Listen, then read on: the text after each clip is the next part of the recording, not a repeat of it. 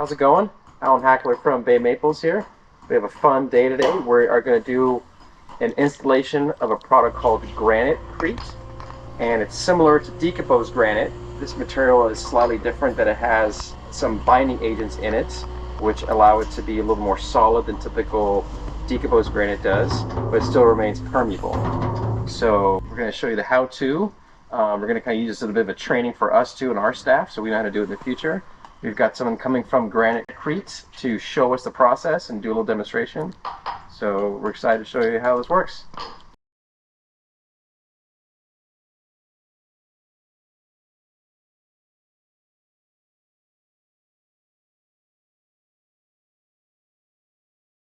So we're going to be applying the GraniteCrete material on top of this base rock foundation we've already set and compacted.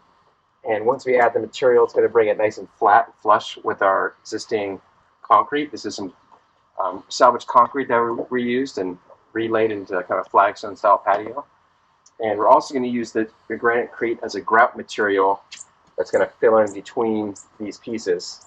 So not only will it be a pathway, but also fill in the gaps for this patio. So we're going to see multiple applications today and learn how this material gets used. So at the edge of the patio, we have this little drainage system to get the water away from the house.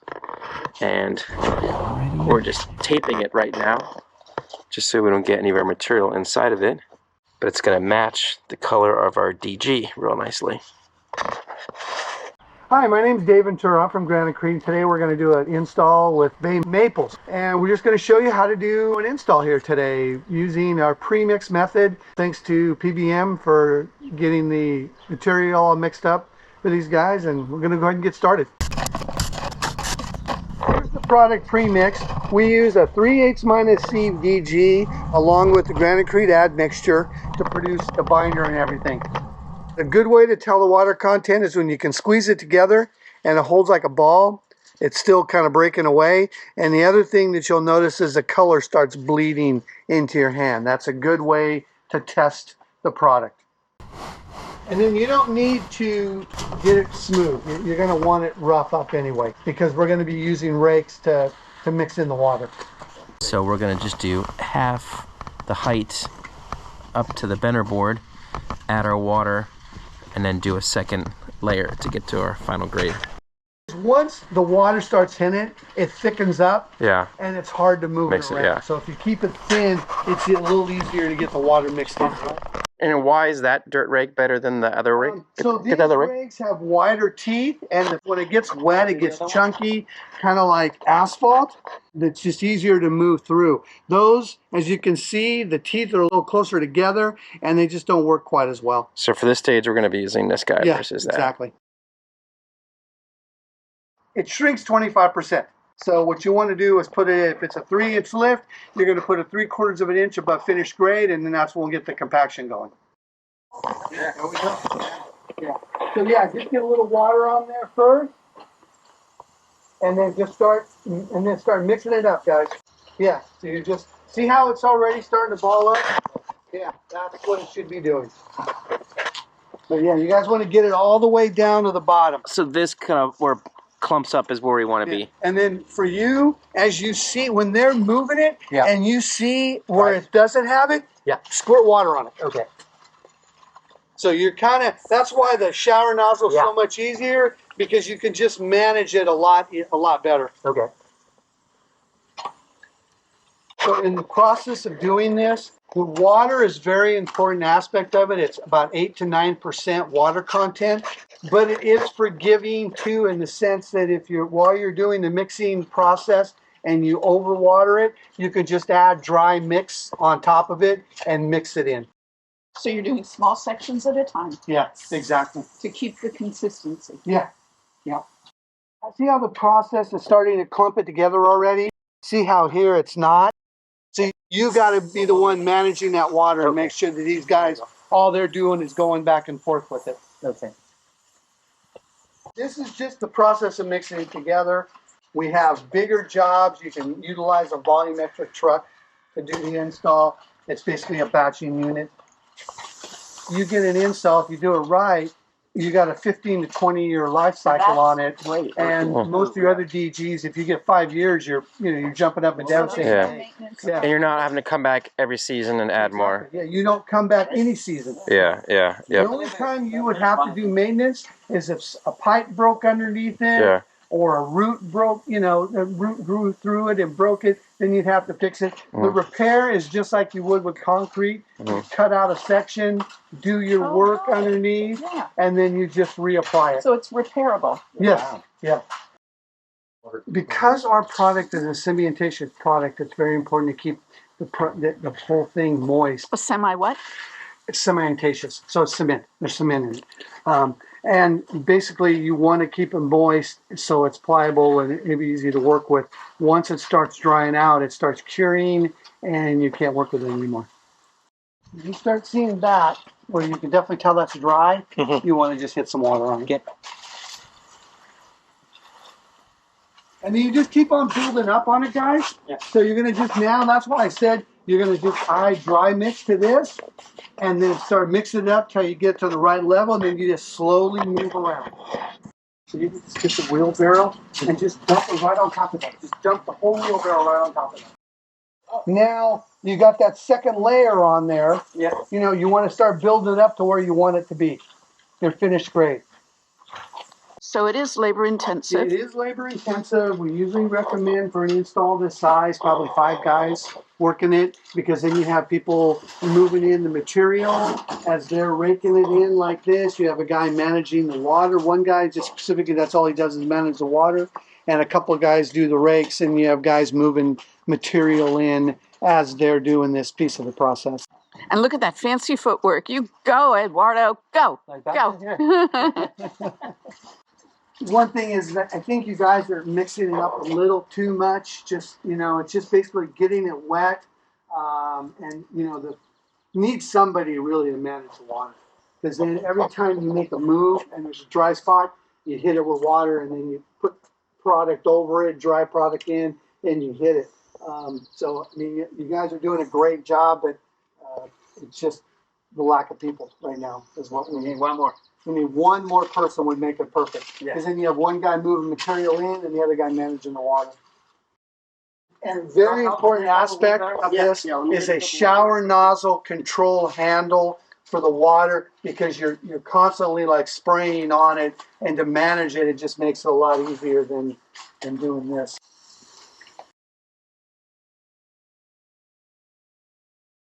Now remember, over here, it's gonna compact. Yes. So you should have it a little bit above finished grade.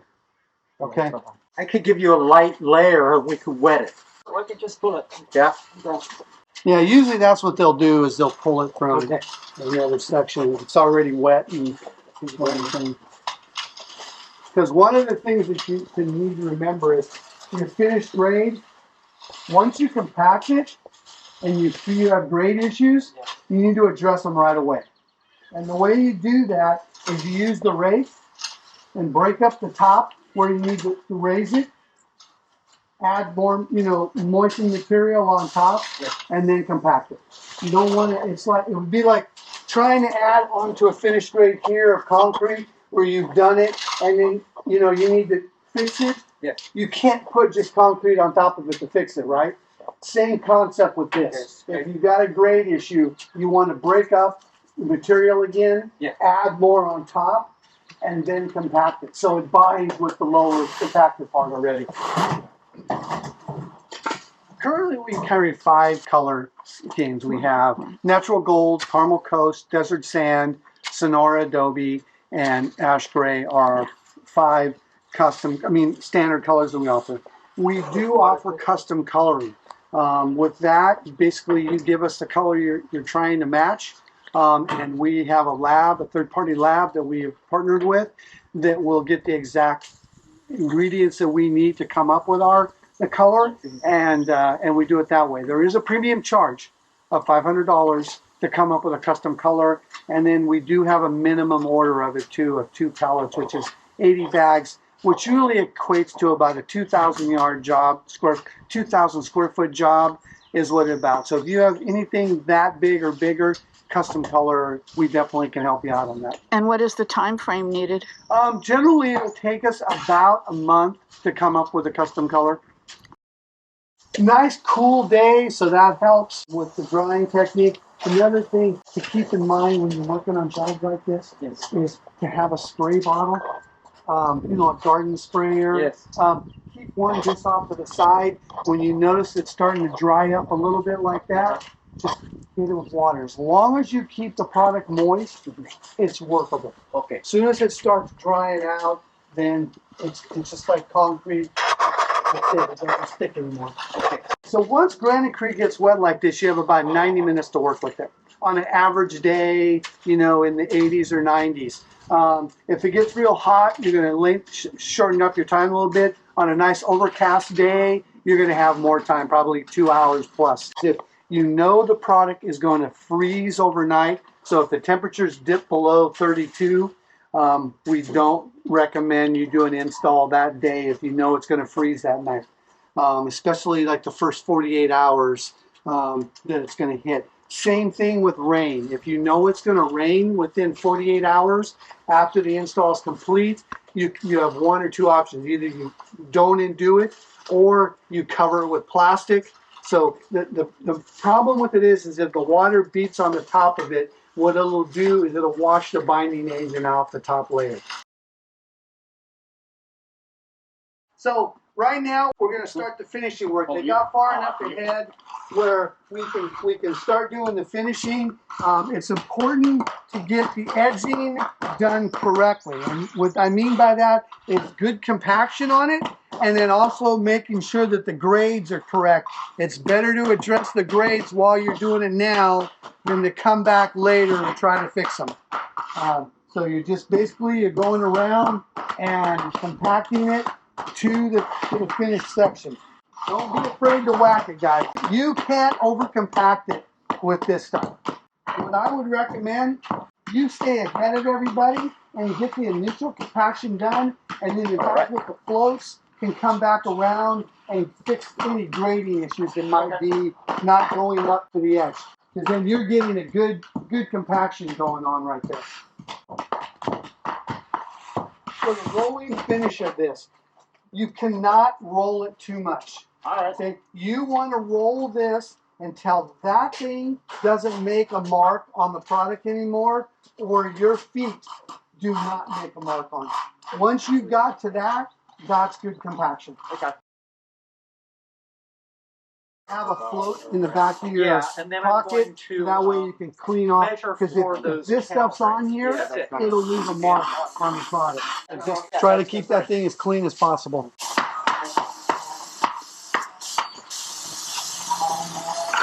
So this is one thing. You don't want to get water. After you've compacted it, you don't want to spray water on top of it. Yeah, so this area got a little bit too wet. So it was going to create like a bit of a sheen on top. And so if that ever happens, you can dig it up and put it in an area that's still dry. And that way you can get the moisture content fixed. And bring some new material over here. And have it at the right mixture level. So this shows you, this is a sign that there was too much water. And it's all coming to the surface. And it comes up, the water will come up, it'll rise to the top. At that point, the material's more dense than the water, and it's just pushing it up. So I'm pretty confident you guys can get this section done today. I mean, as far as you are already, it's not even new. You should be able to finish this all in one day. If you've got a big install where you just can't finish it in one day, we have a process down for third joint.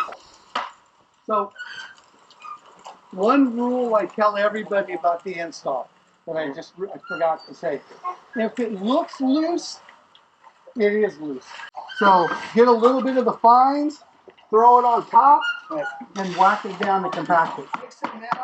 See how a bunch of the aggregate is accumulated in one spot? Yes. You know, this one's okay, but you're going to see ones that are a little more looser. Like I said, you can look at that, and if you feel like it's loose, it is. And when we back, like spray, hit it with a little bit of water right there. No, you don't need to. You use the wet aggregate. So something they've already mixed, grab a handful of it. Can I screed? Yeah, you want to fix that right there, definitely. Can I Push it this way and kind of. Don't push too much stuff because then you get that look to it. Bring material in and then compact it is what you want to do. It's not like concrete where you trowel it. This is just mainly you're using the trowel to move the material over and then compacting it down. Yeah. Gotcha. Remember, the compaction is about 85%. Yeah. And if you go, the higher you go over that, the less permeable the product is. Yeah. GraniteCrete is not just a product. It is a combination of the 3/8 minus CVG, the admixture, the GraniteCrete admixture, and the installation process. That's what gives GraniteCrete its look, its finish, its durability, its ADA accessibility, all of those things. It's a combination of all three things that actually is the GraniteCrete solution. Okay, let's do one last thing. So the last thing we're going to do, go ahead and put that over there, Bruce, for a second, is now that we've done all the compaction and got all the areas looking where the grades are correct and everything, the last thing you want to do is get a medium bristle broom bush. Go ahead and go off, and you're just going to roll it over the top.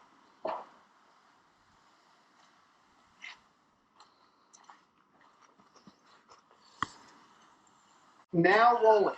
Yeah, because what this does is all the little imperfections that are caused from the compaction and from the edges of the wooden floats, from the edge of that, maybe a footprint. What this is going to do is it's going to clean that up. So now you break up a little bit of the top and it gets rid of those lines, and then you're going to roll it just a few more times. Now that is a finish though that we offer, which is a rough finish. You just basically broom it afterwards and you leave it. And that gives you more of a rougher finish, but we don't do that very often. So go ahead and roll this, Aubrey. And keep an eye on it. As soon as the water disappears and go away, then hit it with a broom and re-roll it. Okay? And that should get rid of that shine that's going to be caused by the by the water coming up on top. Okay. That spot right there, I would add a little bit more to it. I think it's because there's some low spots in it.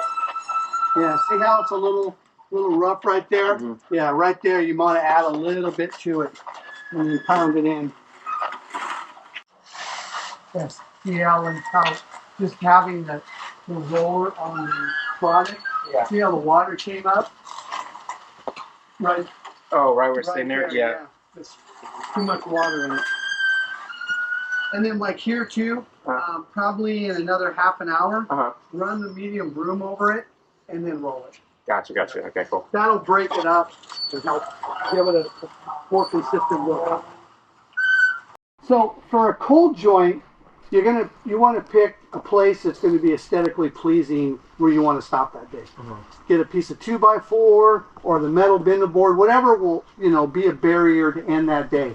You're going to compact up to that barrier. All the way through. The next day, you're going to peel that piece of barrier away, okay?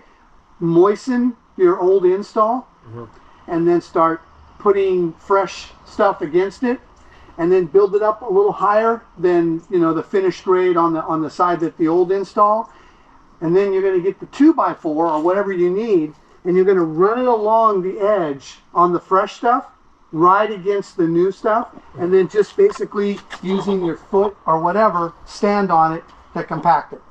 And that gives you a nice clean seam, and then kind of just hit it with a broom to feather it, and then compact it a little bit, with a roller, and that makes a nice clean finish. It's still going to be a mark, but that's the cleanest we've been able to come up with. So you're not actually doing like an expansion type joint or like that? No. Now, some people will just use a piece of metal and just, put that across or a 2x4 across, whatever, because it's, they can stop it where it's someplace that it looks like it's a natural, that's what you wanted it to do. And they've done that too. That's a nice clean finish. And you just leave it there. Yeah, so that's another way of doing it. But if they don't want anything there, then that's the best way we have found to do a cold joint. I guess I need special technique on the joints in between the pavers. using wooden floats, or maybe you guys can, cut a piece of wood that strategically fits in it. But it's gonna be just getting it good and compacted inside those joints. Cool, cool. Yeah, and you want to mix it wet. You want to add it into those wet. Would we get that slightly wetter than we did with this? No, I wouldn't. Okay. Yeah. Okay. That's important to have that be really permeable. Yeah. So we don't want you that. don't over wet it. Okay. Yeah, make sure that it should look like that. That's perfect water content, by the way, right there. What are you doing there, Doug? I'm just keeping this moist enough so that it starts to set a little bit. Maybe we don't accidentally pull. Now we're doing our final compaction. So once we've raked it out, we've added the water, we've flattened it with the trowel. This is sort of the final, getting into our 85% compaction.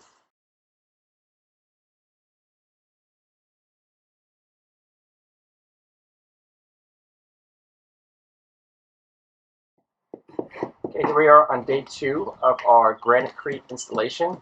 So a couple days ago, we did the main pathway installation, where we laid out GraniteCrete along the exterior of this garden area throughout the garden. And now we're on our second phase. We're going to be using the GraniteCrete product to fill in between these concrete steps that we installed. So we got my crew lead here, Eduardo, and he's putting in the GraniteCrete, and he's got a pretty good technique down. So he's going to give us a little rundown and show us how he's doing it. Alright, so sometimes feel like a little dry, so using my special bottle with a little bit of water. My hand goes water.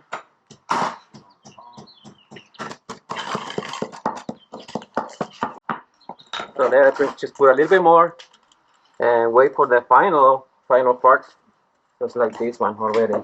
This part. Everything looks like this, nice and clean.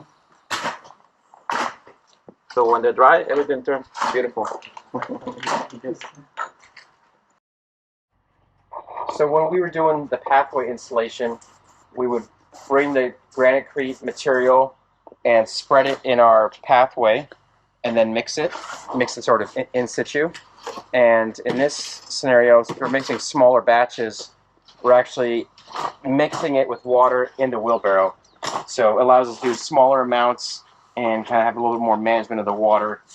So we got Bruce here kind of managing the moisture, and Tyler here mixing it just so we can get the exact amount of water. So the key is to have it so it's kind of moist, so you can tell that's sticking together, but not so much where the water is sort of just squeezing out and it's going everywhere. So actually this probably needs a little bit more water. Give me a little bit more of a spray. Ooh, that's probably too much, but so that's a good scenario. So if it ever gets too wet like that, what you can do is you can just mix it in with some drier material and kind of equalize out. It's probably still a little too wet, so I'm going to add a little bit more the dry material. And so you can really sort of doctor the moisture content until you get it just right. So that's sort of what we want right there.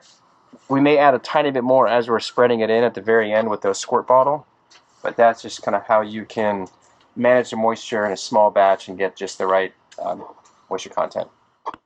So this is the finished GraniteCrete grout application. So you can see this nice solid finish, but still permeable. And it really adds a fantastic look in between.